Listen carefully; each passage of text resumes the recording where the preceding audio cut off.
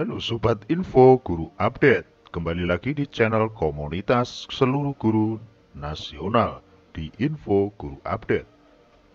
Mekanisme terbaru tentang rekrutmen P3K tahap 3 serta rekrutmen P3K tahun 2022. Hal ini wajib diketahui untuk sahabat-sahabat honorer, guru swasta, maupun fresh graduate. Perlu disimak dan dipahami informasi terbaru ini. Kemendikbudristek memutuskan seleksi P3K akan tetap berbeda.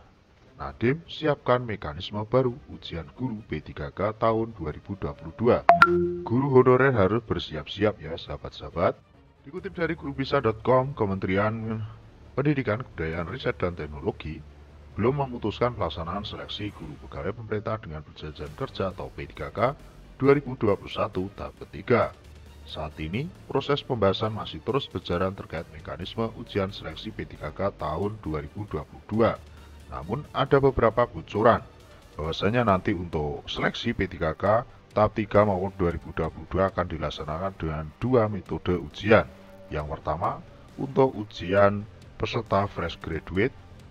Yang kedua adalah untuk para honorer yang sudah mengabdi lebih dari 3 tahun. Pemaparan dari Kemendikbudristek sendiri secara resmi, belum ada keputusan soal seleksi tahap ketiga. Saat ini sedang membahas mekanisme ujian P3K tahun 2022, sedang mempersiapkan Permenpan untuk ujian tahun 2022. Ungkap Sekretaris Direktorat Jenderal Guru dan Tenaga Kependidikan Kemendikbudristek, Ibu Nurul Suryani, lewat pesan singkatnya.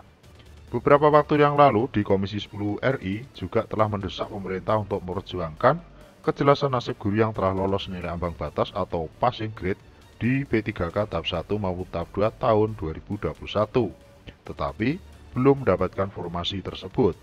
Seleksi yang diikuti oleh sekitar 925.000 pelamar tersebut masih meninggalkan polemik, mengingat ada 193.000 lebih peserta seleksi yang lulus nilai ambang batas masih belum mendapatkan informasi.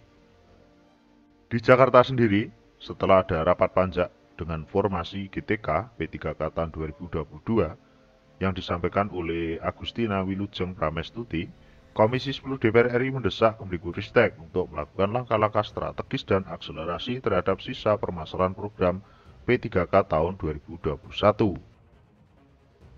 Permasalahan-permasalahan tersebut antara lain memastikan guru yang telah lulus nilai ambang batas untuk mendapatkan formasi, memperbesar ketersediaan formasi secara maksimal, mencegah terjadinya pergeseran antara guru di sekolah induk yang lebih banyak lagi dan mempercepat guru yang telah lulus P3K untuk mendapatkan SK atau nomor induk P3K.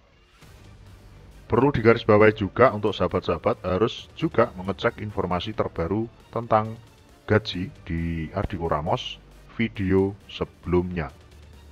Dalam paparannya, Dirjen GTK Kemendikbudristek Bapak Iwan Syahril mengungkapkan, masih banyak daerah yang belum melakukan pengusulan formasi maupun belum memaksimalkan pengusulan formasi P3K guru dibanding dengan kebutuhan yang ada di daerahnya.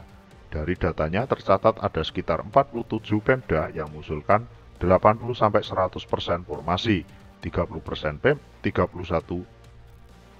31 Pemda mengusulkan 40-60% formasi, 244 Pemda yang mengusulkan formasi kurang dari 40% dan 191 Pemda bahkan belum mengajukan pengusulan. Kami, baik dari Kemendikbudristek, Kemenpan RB, BKN, Kemendagri, Kemenak, Kemenkeu, kita akan melakukan rapat koordinasi dengan pemerintah daerah untuk mendorong peningkatan jumlah formasi yang diusulkan di bulan April mendatang, sehingga tentunya ini akan lebih memperbesar kemungkinan penyelesaian guru ASN P3K kita, kata Iwan Syahril.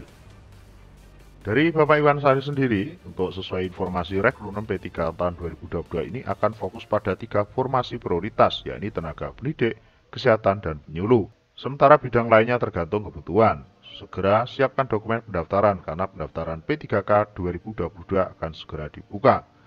Menteri PAN RB Cahyokumolo mengatakan kebijakan peniadaan seleksi CPNS 2022 dan mengutamakan rekrutmen P3K tahun 2022 ini merujuk pengalaman sejumlah negara maju di mana jumlah PNS lebih sedikit dari jumlah P3K dan lebih banyak. Selain itu, pelaksanaan seleksi CPNS relatif membutuhkan waktu yang lebih lama dibandingkan P3K, sehingga dikhawatirkan akan tidak selesai tepat waktu jika membuka formasi CPNS pada tahun ini.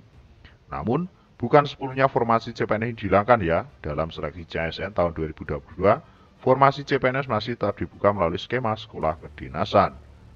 Dan mengutip bocoran ini, untuk rekrutmen P3K tahun 2022 akan dibuka pada bulan Juni atau Juli.